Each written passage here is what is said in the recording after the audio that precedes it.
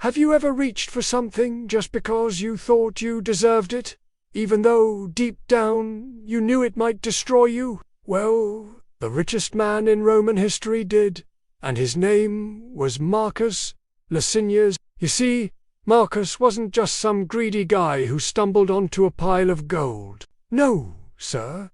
He was born into wealth. His family's money came from generations of taking a percentage of the riches of conquered lands. So when he grew up hearing stories of emperors being assassinated and entire cities being leveled, he didn't think it was a big deal. In fact, he saw opportunity. While other Romans were running away from danger, he was buying up property and gaining influence. And by the time he was in his late 40s, he was so rich that the historian Suetonius claimed he could have bought Rome.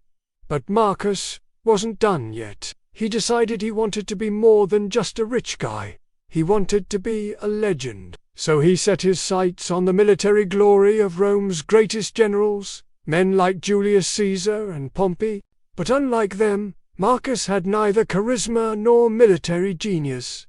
What he had was gold, land, and slaves, and he used them to build an army and set out to conquer the Parthian Empire. Now, the Parthians were no pushovers. They were known for their skill in archery and horsemanship, and they fought with unmatched ferocity. But Marcus was determined to win, and after 5 years of preparation, he led his army into battle.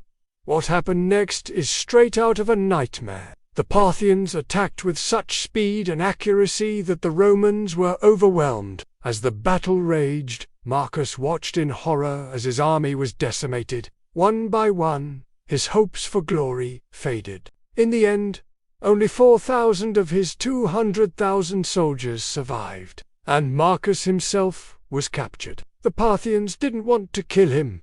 They wanted to humiliate him. They paraded him around, jeering and taunting him until he was broken. And then they did something that's almost impossible to imagine.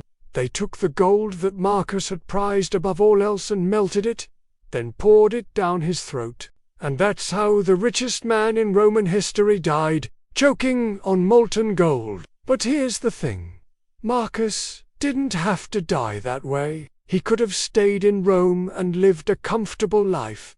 But he let his desire for power and glory consume him, and in the end, he lost everything. So remember, no matter how rich or successful you become, don't let it change who you are. Don't let the pursuit of more consume you, because in the end, what's the point of having everything if you lose your soul in the process?